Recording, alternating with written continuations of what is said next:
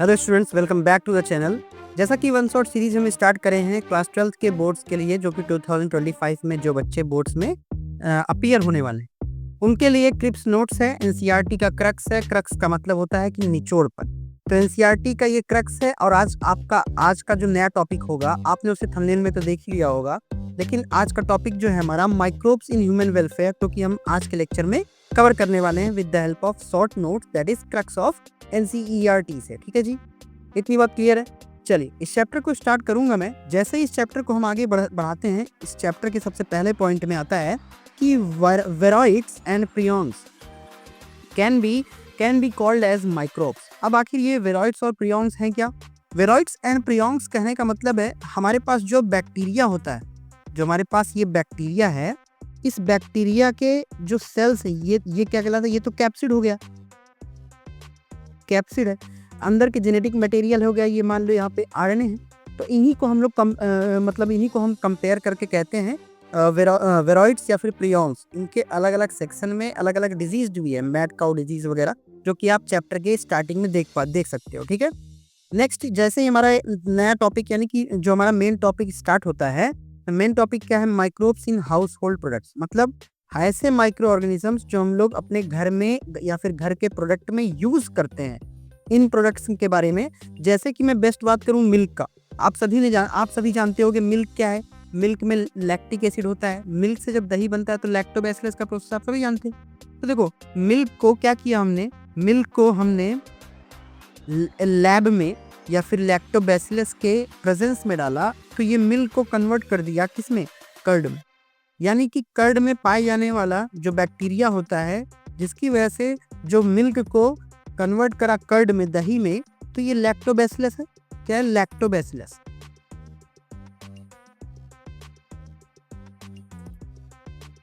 Lactobacillus, ठीक है जी। अब मैं बात करूं, ये देखो, lab play very beneficial role in checking the disease causing microbes. अब यहाँ पे एक बात याद रखनी पड़ेगी आपको कि आखिर हर काम स्टार्टिंग में लैब में ही क्यों होता है? भाई लैब में ही तो सारी रिसर्च चीजें होती हैं कि कौन सी चीजें कैसी हैं। तो lab can play very essential role. इसीलिए लैब क्या है, बड़ा ही अच्छा इसेंशियल रोल निभाता है किसमें? चेक करने में। Lab play very beneficial role for checking the disease causing microbe, ताकि कौन से माइक्रोब डिजीज कॉज कर सकते हैं उनको हम चेक करने में हमें ईजी होता है। नेक्स्ट हम बात करते हैं, नेक्स्ट आता है हमारे पास डो मतलब आप सभी जानते हो, डो क्या मतलब? आटा। ठीक है, अब ये डो जो होता है, डो की मैं बात करूं तो डो से हम क्या बनाते हैं? डोसा भी बनता है, इडली बनता है, ये भी बैक्टीरियल फर्मेंटेशन से होता है। और ब्रेड जो हम खाते हैं वो तो बेस्ट एग्जांपल है ईस्ट का, ईस्ट से। इस ईस्ट को हम लोग प्यार से क्या बोलते हैं? सैक्रोमाइसिस। ठीक है, और पूरा नाम मतलब स्पीसी की बात करूं तो सैक्रोमाइसिस सर्विस प्ली।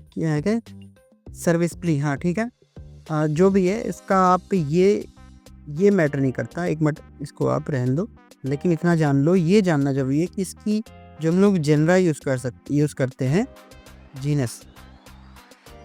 ठीक है, ये सैक्रोमाइसिस इज कॉमनली नोन। ठीक है जी, इतनी बात क्लियर है क्या? सर्विस पी जो है इसका स्पीसी है, जो कि क्या काम करवाता है? ब्रेड को बनवाने में हेल्प करता है, जो कि एक टाइप का ईस्ट से फर्मेंटेड प्रोडक्ट होता है। ठीक है, अब याद रखिएगा, इसी को हम लोग प्यार से बोलते हैं क्या? इसी को हम लोग प्यार से बोलते हैं बेकर्स ईस्ट। क्या बोलते हैं इसको? इसको हम लोग कहते हैं प्यार से बेकर्स ईस्ट। मतलब जो बेकरी इंडस्ट्री में काम करते हैं, या फिर जैसे केक हो गया या फिर ब्रेड हो गए, आपके ओवन से प्रोडक्ट या फिर जो भी आप बेक करके बनाओ। ठीक है, और इसी को हम लोग कहते हैं बेवर्स ईस्ट। बेवरेज ईस्ट मतलब, बेवरेज का मतलब ऐसी चीज़ है जो ड्रिंकेबल हो, जैसे अल्कोहल। बेवरेज में भी आ जाते हैं यहाँ पे अल्कोहल का एग्जांपल। ठीक है जी। इसके बाद मैं बात करता हूँ नेक्स्ट। इसके बाद हमारे पास नेक्स्ट आ जाता है टुडे। आज के समय में जो साउथ इंडियंस हैं वो बनाते हैं मेड बाई फर्मेंटेड। जो साउथ इंडियंस बनाते हैं टॉडी। क्या बनाते हैं? टॉडी जो बनाते हैं साउथ इंडियंस, वो भी है फर्मेंटेशन से होता है। फर्मेंटेशन ऑफ सैप फ्रॉम, कहाँ से निकलता है? कहाँ से? पाम ट्री से। इसी को आम भाषा में कुछ लोग ताड़ी वाड़ी भी कहते हैं। ठीक है, ये चीज़। और अगर मैं बात करूँ चीज़ की, चीज़ की मैं बात करूँ, cheese one of the oldest food item by microbes. Cheese भी जो चीज़ क्या है, एक तरह का बहुत पुराना मतलब कि मेथड या फिर पुराना फूड है बहुत, जो कि माइक्रोब से बनता था, ठीक। और नेक्स्ट कहते हैं चीज़ में क्या है, दो तरीके की चीज़ें हमें दिखती हैं, एक होती है स्विस चीज़ और एक होती है रॉकफोर्ट चीज़, या फिर मैं कहूँ रॉकफोर्ट चीज़, ठीक है। अब दोनों का एप्लीकेशन क्या क्या है दोनों में, ठीक है। इसमें होता है प्रोपिनी बैक्टीरिया, और इसमें क्या है, ripened of growing स्पीसी of fungi, इसमें पकी हुई फंजाई होती है। इसमें इसमें क्या है, इसमें प्रोपियोनी बैक्टीरिया होता है, जो कि सरमानी की तरह इसको पूरा बोलते हैं, प्रोपिनी बैक्टीरिया, जो कि सरमानी की तरह सरमानी यूज बोलते हैं इसको कुछ लोग, जो कि क्या करता है, इसमें आप लोग ज़रा देखोगे ना, फ्रॉन्स नजर आते हैं। फ्रॉन्स मतलब लार्ज होल्स, कुछ ऐसी चीज़ आपने जरूर देखा होगा, ऐसे होगा चीज़ जिसमें ऐसे बड़े बड़े छेद से बने होंगे, ठीक है। और क्यों ये छेद क्यों होते हैं, ये छेद होते हैं ड्यू टू इसमें से कार्बन डाइऑक्साइड का रिलीजमेंट होता है, इसकी वजह से ये क्या है, होल्स बन जाते हैं, इसमें होल्स बन जाते हैं और ये आपको नज़र भी आते हैं, ठीक है। यहाँ पे लार्ज अमाउंट ऑफ CO2 का रिलीजमेंट होता है इस वजह से। नेक्स्ट आता है कि भैया माइक्रोब्स इन इंडस्ट्रियल प्रोडक्ट में, माइक्रोब्स कैसे कैसे कहाँ कहाँ यूज होते हैं। सबसे पहला यही है फर्मेंटेड बेवरेज मतलब ड्रिंकेबल चीज़ जो है, माल्टेड फॉर्म में, मतलब सीरियल्स, क्या सीरियल जानते हैं आप लोग, माल्टेड सीरियल्स मतलब अनाज हो गया, अंगूर हो गया, इन सब चीज़ों को या फिर फ्रूट जूसेस को हमने क्या किया, बेकर्स ईस्ट, फिर से आना, बेकर्स ईस्ट का मतलब क्या बात कर रहा है, यही सैक्रोमाइसिस, ठीक है, सैक्रोमाइसिस सर्विसिया या फिर सर्विसी, इसको पूरा स्पीसी बोलते हैं, ठीक है।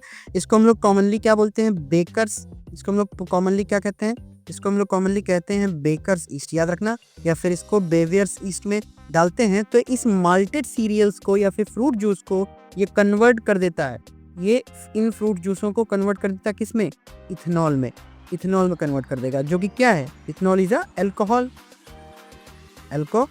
है, ठीक है।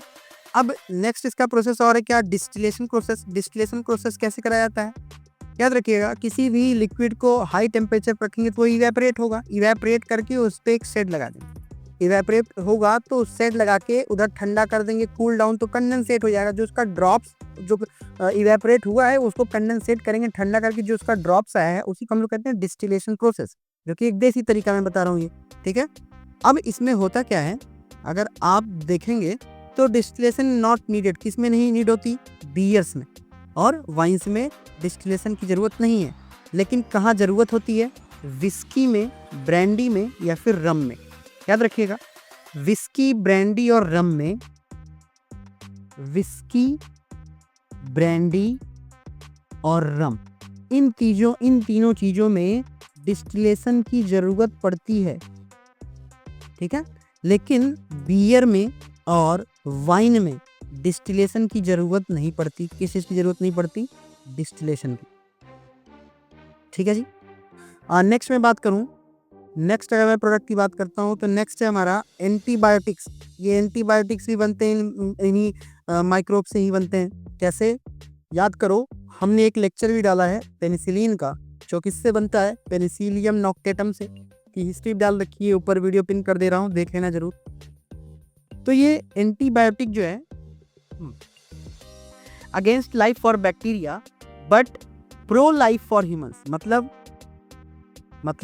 स्वार्थ आ गया इंसानों का, against life of bacteria, antibiotic बनाते हैं हम जो कि बैक्टीरिया के लाइफ के अगेंस्ट है, ठीक है। लेकिन प्रो लाइफ मतलब ये इंसानों के लिए बहुत बेनिफिशियल है, इंसानों के लिए क्या है, बेनिफिट है, इंसानियों के लिए बेनिफिट है, इतनी बात क्लियर है क्या। नेक्स्ट कह रहा है कि फ्लेमिंग, याद है अलेक्जेंडर फ्लेमिंग, जिन्होंने, अच्छा मैं पूरी हिस्ट्री बताया उस वीडियो में, प्लीज़ उस वीडियो को आप लोग चेक करो, पेनिसिलिन की वीडियो मात्र 4 मिनट की है, तो उससे आपको पूरी हिस्ट्री मिल जाएगी। तो फ्लेमिंग, कौन फ्लेमिंग, अलेक्जेंडर फ्लेमिंग, जो कि वर्क कर रहे थे किस पे, बैक्टीरिया पे, स्ट्रेप्टोकोकाई बैक्टीरिया का नाम था, उसकी वजह से एक्सीडेंटली वो डिस्कवर कर पाए पेनिसिलिन के बारे में, और ये पेनिसिलिन के बारे में इन्होंने डिस्कवर किया। और ये पेनिसिलिन बना कैसे, ये बना from penicillium notatum, penicillium notatum, ठीक है जी। But it was fully potential. कह रहा कि ये पूरी ताकत रखता था, fully potential as an effect of antibiotic as it was established by Chain and Florey. याद रखना, मैंने बात उसमें करा है दो साइंटिस्ट के बारे में। इन्होंने चेन और फ्लोरे दो साइंटिस्ट थे जिनको इसकी वजह से, एंटीबायोटिक के प्रोडक्शन की वजह से ही नोबेल प्राइज भी मिला था 1945 में, 1945 में, जो कि मैं सारी हिस्ट्री, प्लीज मैं बार बार कह रहा हूँ ये वीडियो जाके देख के आओ, 4 मिनट की है। एंटीबायोटिक्स आखिर करते क्या है? एंटीबायोटिक्स हमारी बॉडी में हमें बहुत बेनिफिट देते हैं, कि बेनिफिशियल किसमें हेल्प करते हैं, ताकि ये ट्रीटमेंट कर सके किसकी डिजीज का, प्लाग हो गया, वूपिंग कफ हो गया, खांसी हो गया, जिसको वूपिंग कफ को हम लोग आम भाषा में काली खांसी भी कहते हैं, ठीक है। डिफ्थेरिया से बचने में, जिसको हम लोग क्या गाल घोटू भी बोलते हैं, ठीक है। लेप्रोसी, जिसको हम लोग क्या बोलते हैं हिंदी में, कुष्ठ रोग भी बोलते हैं। इन सभी चीज़ों से हमें हेल्प बचाने में हेल्प करता है ये, ठीक है।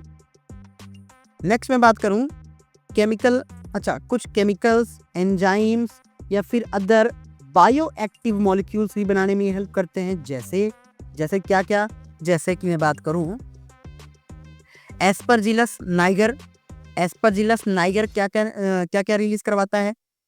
सिट्रिक एसिड, ठीक है जी। और नेक्स्ट मैं बात करूं तो नेक्स्ट है स्ट्रेप्टोकोकस क्या रिलीज करवाता है जी? स्ट्रेप्टोकाइनेज एंजाइम, ठीक है। अब ये काम क्या करता है? ये क्लॉट ब्लस्टर है। क्लॉट ब्लस्टर मतलब अगर कहीं भी आपकी आर्टरीज या वेन्स में क्लॉट आ गया तो भाई ब्लड पास नहीं हो पाएगा, ब्लड पास नहीं होगा तो हार्ट अटैक के चांसेस, ठीक है। तो इस क्लॉट को तोड़ने में बहुत हेल्प करता है ये, ठीक है, स्ट्रेप्टोकाइनेज। और इसके साथ साथ नेक्स्ट है हमारे पास ट्राइकोडर्म पॉलीस्पोरम क्या रिलीज करता है? ये रिलीज करता है साइक्लोस्पोरिन ए, जो कि क्या है? इम्यूनोसप्रेंट है, जो कि आपके इम्यूनिटी को सप्रेस कर देता है, ठीक है। क्यों भाई सप्रेसर की क्यों जरूरत पड़ी? जब हम ऑर्गन डोनेट करते हैं तो दूसरे के ऑर्गन आपकी बॉडी में अगर लगाएंगे तो आपकी बॉडी की जो सेल्स हैं उस ऑर्गन को फॉरेन बॉडी समझ के खत्म कर देगी। तो इम्यूनो सप्रेसर से उनको हम रोक देंगे ताकि कुछ दिन तक वो उसमें रहे। ऐसा हो जाए कि जो सेल्स हैं आपकी वो उस बॉडी ऑर्गन को अपना ले, अपना समझने लगे, ताकि उसे वो डिस्ट्रक्ट ना करे, यानी कि सेल्फ डिस्ट्रक्शन ना हो पाए, ठीक है। नेक्स्ट अगर मैं बात करता हूँ, नेक्स्ट हमारे पास आता है मोनस्कस। नेक्स्ट हमारे पास आता है मोनस्कस परप्यूरिनीज भी इसको बोलते हैं। जैसे आप अगर ध्यान दोगे तो ये क्या रिलीज करेगी? स्टैटिन रिलीज करेगा। अब ये स्टैटिन क्या चीज़ है? स्टैटिन बहुत इंपॉर्टेंट चीज़ है, ध्यान रखिएगा। किस लिए मैं बोल रहा हूँ? क्योंकि ये जो स्टैटिन है ना, ये ब्लड कोलेस्ट्रॉल को लो करने में हेल्प करता है, ब्लड कोलेस्ट्रॉल को कम करने में बहुत मदद करता है। तो इस वजह से मैं बार बार कहता हूँ कि यार ये चीज़ बड़ी इंपॉर्टेंट है तो इंपॉर्टेंट सारा ही, ठीक है जी। आगे हम बढ़ते हैं तो आगे हमको मिलता है भाई माइक्रोब्स इन सीवेज ट्रीटमेंट। अब भाई जो सीवेज है, यानी कि जो हमारे पास सीवेज है, नाले, माइक्रोब्स इन सीवेज ट्रीटमेंट में जो माइक्रोब्स यूज करते हैं हम, उनकी मैं बात करूं तो क्या चीज़ें हैं इसमें? हेट्रोट्रॉपिक माइक्रोब्स आते हैं। हेट्रोट्रॉपिक मतलब जो अलग अलग हो, और मतलब जो अपना खाना किसी और पे लेने के लिए डिपेंड हो, ठीक है, जैसे नेचुरली ये प्रेजेंट होते हैं। अब मैं बात करूं, इस सीवेज का ट्रीटमेंट दो तरीके से होता है, एक प्राइमरी ट्रीटमेंट, एक होता है सेकेंडरी ट्रीटमेंट, ठीक है। अब यहीं पे मैं बात करता हूं STP के बारे में, जो कि stands for sewage treatment plant. STP is stands for standard temperature and pressure, नहीं वो केमिस्ट्री वाला, यहाँ पे सीवेज ट्रीटमेंट प्लांट, ठीक है। प्राइमरी ट्रीटमेंट जो मैंने बताया कि यहाँ पे हमारे पास ट्रीटमेंट कितने तरीके के होंगे? 2।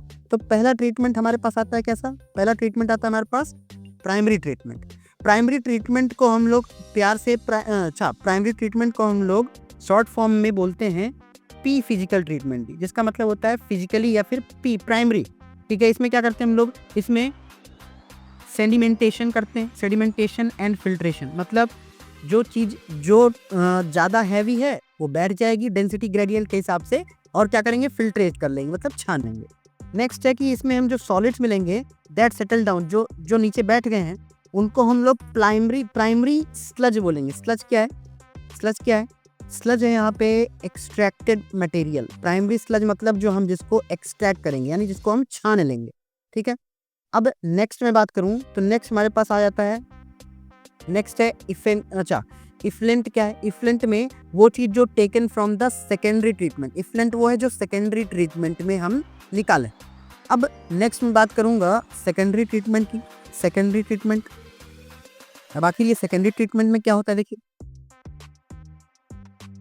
चलिए सेकेंडरी ट्रीटमेंट को हम लोग प्यार से कहते हैं beta biological treatment. Beta biological treatment, ठीक है जी। अब इस सेकेंडरी ट्रीटमेंट में यानी कि बीटा बायोलॉजिकल ट्रीटमेंट में, बीटा बायोलॉजिकल ट्रीटमेंट होता क्या है कि जो प्राइमरी इफ्लेंट है, जो कि यहाँ पे देखो, यहाँ पे इफ्लेंट क्या है, तो यहाँ पे बताया ना पहले ही में सेकेंडरी ट्रीटमेंट है। अब इस प्राइमरी इफ्लेंट को क्या करा जाएगा? एक्सट्रैक्ट किया जाएगा। यहाँ पे स्पेलिंग ए गलत है, लेकिन एक्सट्रैक्ट करके छान लेंगे।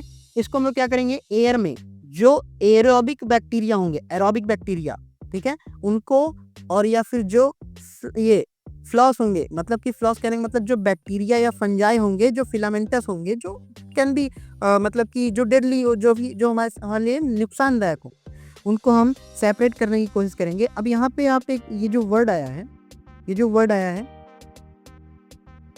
फ्लोस, इस फ्लोस का मतलब क्या देखिए, ये फ्लोस का मतलब ये है कि flocs consume major part of the organic matter present. ये फ्लोस किसको बोलते हैं? फ्लोस जो कि ज्यादा ऑर्गेनिक मैटर को कंज्यूम करे उसको हम लोग बोलते हैं flows. This reduces the BOD. सबसे इंपॉर्टेंट याद रखिएगा, व्हाट इज बीओडी। अब आखिर ये बीओडी है क्या? BOD is in terms of bacterial treatment. BOD क्या है? बायोलॉजिकल ऑक्सीजन डिसॉल्व या फिर कुछ सॉरी ये नहीं बीओडी। अच्छा एक मिनट बता रहा हूँ मैं, देखो ये बीओडी जो है हमारा किस टर्म्स में? In the terms of bacterial treatment है। ऐसा याद नहीं आ रहा बीओडी का, मैं बताता हूँ। नेक्स्ट जो इफ्लुएंट है, याद है यहाँ पे इफ्लुएंट, इसी की बात कर रहे हैं। इसको हम लोग क्या करेंगे? फ्रॉम एक्शन टैंक, जहाँ से हम लोग जिस टैंक में से इसको निकाल के खत्म करें, एक्शन टैंक से ट्रांसफर करेंगे दूसरे जगह, इन सेटलिंग टैंक, मतलब ऐसी जगह करेंगे जहाँ पे ये सेटल हो सके, जहाँ पे क्या हो सके, जहाँ पे ये सेटल हो सके, मतलब जो हैवी चीजों को सेटल डाउन हो जाए। अब जो फ्लॉस है, जो ऑर्गेनिक मैटर वाली, वो सेटल हो गया होगा इस फॉर्म में, एक्टिवेटेड स्लज के फॉर्म में। एक्टिवेटेड स्लज क्यों बोला? क्योंकि इसमें फ्लॉस है, और फ्लॉस क्या होता है? फ्लॉस क्या होता है? ऑर्गेनिक मैटर जो कंज्यूम करे, ठीक है। अब ये एक्टिवेटेड स्लज कितने पार्ट्स में है? मतलब स्मॉल पार्ट भी हो सकता है, मेजर पार्ट भी हो सकता है। स्मॉल पार्ट ऑफ स्लज को हम लोग क्या, एक्टिव स्लज को बोलते हैं इन कॉलम, और ये इन कॉलम क्या है? Back to aeration tank. Aeration tank जो खुले हवा में हो, ठीक है, जहाँ पे याद है ये एरोबिक और एनारोबिक को हम लोग वहाँ पे देखते थे। और मेजर पार्ट को ट्रांसफर कर दिया जाता है कहाँ पे? एनारोबिक स्लज डाइजेशन में। एनारोबिक स्लज डाइजेशन, जिसको हम आम भाषा में क्या कहते हैं? जिसको हम लोग आम भाषा में बायोगैस भी बनाने के लिए काम करते हैं, या फिर आम भाषा में तो नहीं एक सेकंड जस्ट अ मिनट। इसको हम लोग ट्रांसफर क्या कर, किसको? मेजर पार्ट को कहाँ ट्रांसफर कर रहे हैं हम लोग? ट्रांसफर करें इसको एनारोबिक स्लज डाइजेशन में, ठीक है जी। नेक्स्ट हमारे पास मोस्ट इंपॉर्टेंट बात आती है कि डाइजेशन ऑफ फ्लोस जो है, जो फ्लोस का डाइजेशन होता है उसमें क्या क्या कंपोनेंट होते हैं? उसमें होता है आपका CH4, जिसको मीथेन बोलते हैं, H2S hydrogen sulphide, CO2 carbon dioxide. ये तीनों मिलके बनाता है क्या? बायोगैस। ये तीनों मिलके बनाता है बायोगैस, इस बात को ध्यान रखिएगा। चल नेक्स्ट है सेकेंडरी इफ्लेंट। सेकेंडरी इफ्लेंट की बात करूं तो सेकेंडरी इफ्लेंट किस फॉर्म में है? Is generally released into the natural water. इसको हम लोग सेकेंडरी इफ्लेंट को, जो साधारण पानी, इसमें हम छोड़ देते हैं। बॉडीज लाइक रिवर या स्ट्रीम, और वो पानी कहाँ जाता है? नदियों में जो जाता है, ठीक है, क्योंकि ये नुकसानदायक नहीं है। नेक्स्ट मैं बात करूंगा, नेक्स्ट है हमारे पास microbes in production of biogas. अब हम देखेंगे माइक्रोब्स, ऐसे माइक्रोब्स जो कि बायोगैस प्रोड्यूस करने में हेल्प करें, यानी कि मेजॉरिटी में इसमें क्या होंगे? मेजॉरिटी में इसमें क्या होगा? मीथेन होगा। इसलिए यहाँ पर लिख दिया ना कि CH4 मेनली। क्यों मेनली? क्योंकि ये मेजॉरिटी में, ठीक है जी। अब मैं बात करूँ इसमें तो यहाँ देखो, जो मिथेनोजेंस होते हैं बैक्टीरिया, जो कि रूमिनेंट के गट में होते हैं, ठीक है, ये क्या करेंगे? सेलुलोज को खा के, जो नहीं चारा वारा खाते हैं ना गाय भैंस, उसको खाते हैं, तो गाय भैंस के गोबर में ही तो होता है। तो ये क्या करेंगे? यहाँ पे नाइट्रोजन को फिक्स करेंगे, मतलब यहाँ पे ऑक्सीजन की कमी होगी, नो ऑक्सीजन, ठीक है। तो ये सेलुलोज ऑक्सीजन के एब्सेंस में ये हाइड्रोजन, कार्बन डाइऑक्साइड और मीथेन का मिक्सचर बनाता है, जो कि लार्ज अमाउंट में मीथेन होता है, क्योंकि मिथेनोजेंस रिलीज करेंगे मीथेन, तभी तो गोबर गैस से गैस बनती है। या फिर उसी गोबर को सुखा कर देते हैं, उपले बन जाते हैं जिससे हम लोग आग जला पाते हैं। Next the technology of biogas production was developed by India. Biogas production की जो टेक्नोलॉजी है ये इंडिया में डेवलप करी गई, किसके थ्रू, किसके थ्रू करी गई, ईआरई एंड कविक। ये ईआरई और कविक क्या है, ये खादी एंड विलेज इंडस्ट्रीज में khadi and village industry commission के अंतर्गत में आती ईआरई और किविक, ठीक है जी। नेक्स्ट में बात करूं इसमें, नेक्स्ट हमारे पास microbes as a bio control agent. याद रखिएगा इसमें हम माइक्रोब्स के यूज़ करके बायो डिजीज करने वाले चीज़ों को रोक सकते हैं। जैसे इसी में एग्जांपल आएगा कि लार्वल ऑफ मॉस्किटो के लार्वल को कंट्रोल करने के लिए गैम्बूसिया से छोड़ देते हैं, ठीक है। तो वही यहाँ पे है कि नेक्स्ट कह रहा है इसमें, नेक्स्ट है कह रहा है डोंट किल पेस्ट, पेस्ट को मत मारो। The more variety an ecosystem has the more it is sustainable. आप जबरदस्ती ना मारो, कोशिश करो नेचुरली ही वो खत्म हो जाए, ठीक है। इसीलिए द लेडी बर्ड, जो लेडी बर्ड है, and dragonfly are used to get rid of aphids and mosquitoes respectively. मतलब इसका मतलब ये है कि ये जो लेडी बर्ड है, लेडी बर्ड और ये जो ड्रैगन फ्लाई है, ठीक है, आर यूजफुल, हमारे लिए यूजफुल है to get rid of aphids and mosquito. मतलब लेडी बर्ड से अल्फिड गायब हो जाता है और ड्रैगन फ्लाई से मॉस्किटो रिस्पेक्टिवली गायब हो सकते हैं। तो नेचुरल को देखो, नेचुरली मारा, नेचुरली हटा दिया, एलिमिनेट कर दिया, है ना। चलो अब नेक्स्ट में बात करूंगा, नेक्स्ट आता है हमारे पास कि भैया हमारे पास कुछ एजेंट्स होंगे, जैसे अगेंस्ट बटरफ्लाई। बटरफ्लाई किसी तरह बटरफ्लाई के अगेंस्ट में caterpillars we can use bacillus thuringiensis, इसी को हम लोग बोलते हैं बीटी, शॉर्ट फॉर्म में इसी को हम लोग क्या बोलते हैं, यहाँ पे इसी को हम लोग शॉर्ट फॉर्म में बोलते हैं बीटी, ठीक है, जिसको क्या है, बैसिलस थ्रियोजेनेसिस। अभी बैसिलस थ्रियोजेनेसिस क्या है, देखो अवेलेबल इन स्केचल्स या फिर स्केटल्स बोलते हैं, एज ड्राइड स्पोर, सूखे स्पोर के फॉर्म में होते हैं, on Brassica and fruit trees. Brassica क्या है, ब्रेसिका क्या है, बॉटनिकल नेम है किसके, गोभी की, इसकी गोभी की ब्रेसिका, ठीक है जी। नेक्स्ट में बात करूं तो नेक्स्ट है ट्राइकोडर्मा, एक सेकंड, नेक्स्ट क्या है जी, नेक्स्ट है trichoderma. Trichoderma a free living fungi, एक तरह का फ्री लिविंग फंजाई है जो कि वेरी कॉमन है, कहाँ पे, रूट्स में पाया जाएगा, किसके, ecosystem, help the plants fight phytopathogens. अब याद रखिएगा ये जो, एक सेकंड, ये जो ट्राइकोडर्मा है ना, ये आपको फ्री लिविंग, ये एक तरह का फ्री लिविंग फंजाई है जो कहाँ पाया जाएगा, कॉमनली रूट्स में, जो आपको जड़ों में मिलेगी। और ये क्या काम करती है, ये काम करती है लड़ने में, किससे, फाइट्स द फाइटोपैथोजन। फाइटो का मतलब होता है प्लांट और पैथोजन का मतलब होता है मतलब कीड़े, मतलब ऐसे कीड़े जो प्लांट को डिस्ट्रॉय कर सकते हैं, उनसे लड़ने में ये हेल्प करता है। कौन, ट्राइकोडर्मा, जो कहाँ पाया जाएगा, रूट्स में, ठीक है जी। इसी तरह मैं बात करूँ, नेक्स्ट में बात करता हूँ, इसी तरह हमारे पास मिलता है बक्यूलो, अच्छा एक सेकंड हाईलाइटर, इसी तरह हमारे को मिलता है बक्यूलो वायरस। कौन सा, बक्यूलो वायरस, ठीक है, जो क्या करता है, attacks insect and other arthropods, मतलब इंसेक्ट्स को और ऑर्थोपोड्स को ये अटैक करेगा, इसको इंसेक्ट्स को और ऑर्थोपोड्स पे ये अटैक करेगा। मेजॉरिटी आर द जीनस, कौन से जीनस के ज़्यादातर होते हैं ये, न्यूक्लियोपॉलीहेड्रिकोवायरस, ठीक है, न्यूक्लियोपॉलीहेड्रल को वायरस के ये मेजॉरिटी में पाए जाते हैं, ठीक है।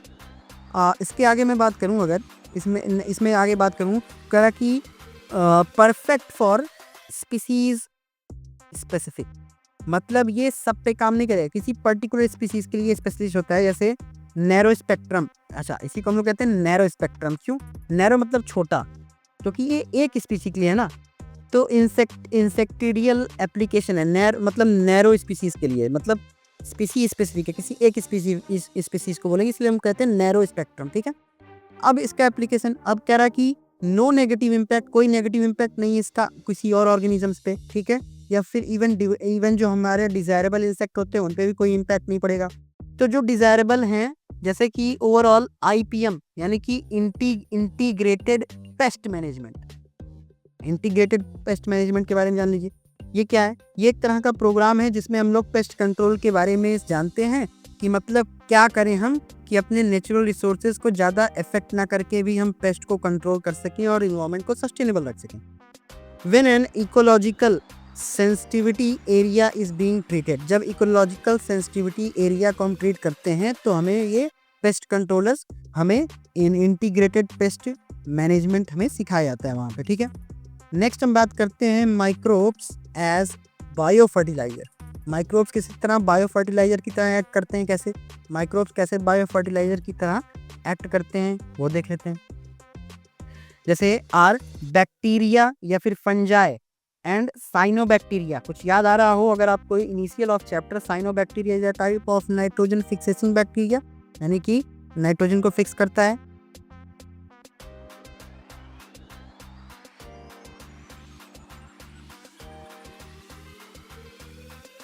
Nitrogen fixing bacteria. ठीक है, यहाँ पे दे भी रखा है कि ये देखो अरे यार एक सेकेंड, N2 फिक्सर भी है यहाँ पे दे रखा है कि ये क्या है, एक तरह का नाइट्रोजन फिक्सेसर भी है जो कि बैक्टीरिया है और ये सिम्बायोटिक है। अगर दो एसोसिएशन में रहेगा तो कहाँ रहेगा, राइजोबियम, सॉरी कहाँ रहेगा नहीं, rhizobium is a type of nitrogen fixing bacteria, it is a N fixing bacteria. ठीक है जी, नाइट्रोजन फिक्सेसिंग बैक्टीरिया। नेक्स्ट, अगर फ्री लिविंग पाया जा रहा है, मतलब फ्री लिविंग का मतलब आप समझ रहे हो, जो मतलब कि अपने से अलग सा पाया जा रहा है, वो उसमें के क्या एग्जांपल्स होंगे, एजिटोबैक्टर और एजोस्पाइरल। ठीक है, नाइट्रोजन फिक्सिंग क्या है, ये एक सिम्बायोटिक प्रोसेस है जो कि केवल सिम्बायोटिक एसोसिएट ही कर सकते हैं माइक्रोराइजल रूट में, जो कि इसका जीनस क्या है, ग्लोमस जीनस जो है, जो कि क्या है, देखो अभी मैंने बोला माइक्रोराइजा जो प्रोवाइड करता है क्या, जो प्रोवाइड करता है फॉस्फोरस टू प्लांट। जो माइक्रोराइजा क्या प्रोवाइड करता है, मेनी प्लांट मेंबर को फॉस्फोरस प्रोवाइड करता है और इसी माइक्रोराइजा के रूट्स में ये सारे मौजूद होते हैं। नेक्स्ट है साइनोबैक्टीरिया के बारे में। साइनोबैक्टीरिया क्या है, सभी को पता है, cyanobacteria is a N2 fixing bacteria, जो कि किसमें, इसका best example anabaena and nostoc और ऑसिलेटेरिया, ये इसमें से ये दो एग्जांपल्स तो भाई बड़े फेमस हैं, ये एनाबीना और नॉस्टॉक। याद हो तो इनिशियल चैप्टर में हम पढ़ लिए थे, एक और ऐड कर दो, ऑसिलेटोरिया। ठीक है, नेक्स्ट हमारे पास बात आती है कि भाई नेक्स्ट हम देखते हैं, नेक्स्ट हमारे पास चीज़ क्या आती है,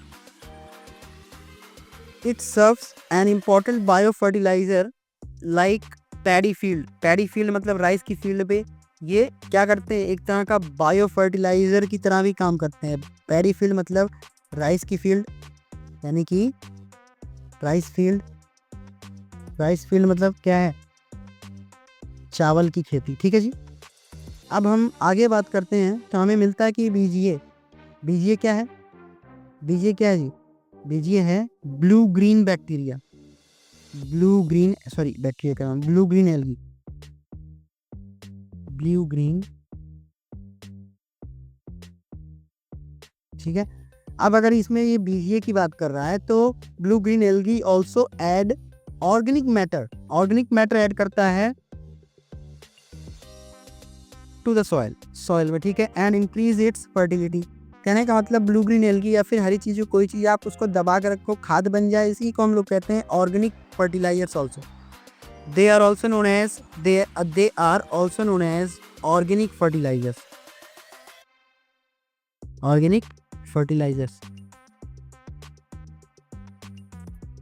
इसको ऑर्गेनिक फर्टिलाइजर्स बोलने से बढ़िया होता है, हम एक नया टर्म यूज करते हैं इसके लिए, मैन्योर्स।